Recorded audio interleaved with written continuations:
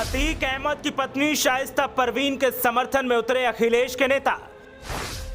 सपा प्रवक्ता ने खुलेआम कर दी वकालत। अतीक अहमद के लिए भी जताई अपनी संवेदना।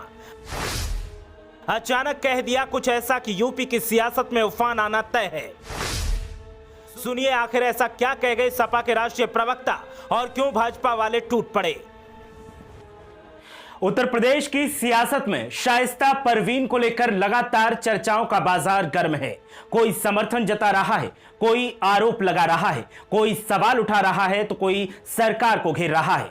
पुलिस लगातार हाथ पांव मार रही है कि शाइस्ता परवीन को गिरफ्तार किया जाए, लेकिन पुलिस को सफलता मिलती नहीं दिखाई दे रही है।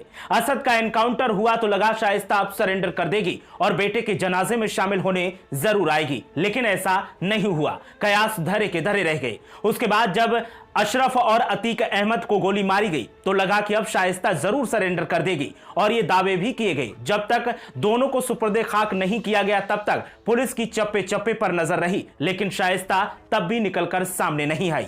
सबसे बड़ा सवाल यही है कि शाइस्ता आखिर है कहां और आखिर किस हाल में है। इतना बड़ा दुख होने के बाद भी आखिर शाइस्ता क्यों सामने नहीं आ रही है और क्यों खुद को पुलिस के सामने नहीं पेश कर रही है। सवालों का दौर जारी है, लेकिन इस बीच समाजवादी पार्टी के प्रवक्ता आईपी सिंह ने शाइस्ता परवीन को लेकर एक बड़ा बयान दिया है। शाइस्ता परवीन को लेकर समाजवादी पार्टी के प्रवक्ता ने जिस तरीके से वकालत की है, उस वकालत पर अब चर्चाओं का बाजार गर्म है और तरह तरह के सवाल उठाए जा रहे हैं। कोई विरोध जता रहा है तो कोई समर्थन कर रहा है।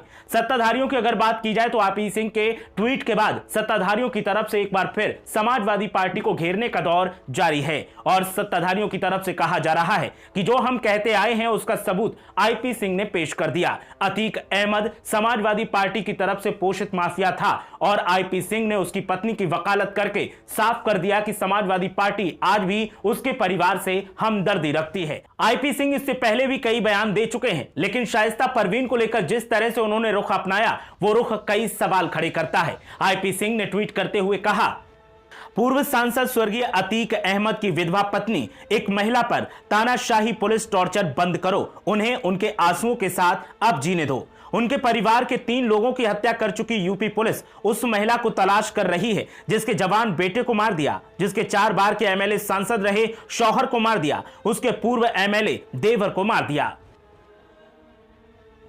आईपी सिंह ने लगातार 2 ट्वीट किए और दोनों ट्वीट में शाइस्ता परवीन की वकालत करते वो नजर आए। एक तरफ अखिलेश यादव अतीक अहमद मामले पर पहले ही हल्ला बोल कर रहे हैं, दूसरी तरफ अब उनकी पार्टी के नेताओं ने भी खुलकर बोलना शुरू कर दिया है। सिर्फ आईपी सिंह ही ऐसे नहीं है जिन्होंने शाइस्ता परवीन या फिर अतीक अहमद को लेकर के बड़ा बयान दिया हो। इससे पहले प्रोफेसर रामगोपाल यादव ने भी अतीक अहमद के गोली मारने के बाद बयान जारी किया था और एक खबरिया चैनल को इंटरव्यू देते हुए उन्होंने कहा था कि अतीक अहमद के जो बेटे बचे हैं उनको भी किसी न किसी बहाने से मार दिया जाएगा, जिसके बाद कई सवाल उठे थे। अखिलेश यादव की अगर बात की जाए तो अखिलेश यादव ने भी मामले पर वकालत की थी और इस मामले पर सवाल उठाते हुए सरकार को घेरा था। साथ ही कानून व्यवस्था पर भी कई सवाल उठाए थे। सिर्फ समाजवादी पार्टी ही इस लिस्ट में शामिल हो ऐसा कतई नहीं है। कांग्रेस नेताओं की तरफ से भी ऐसा ही रुख अपनाया गया। कांग्रेस का एक नेता तो अतीक अहमद की कब्र पर पहुंच गया था और उनको तिरंगा उड़ाने लगा था, लेकिन बाद में उसे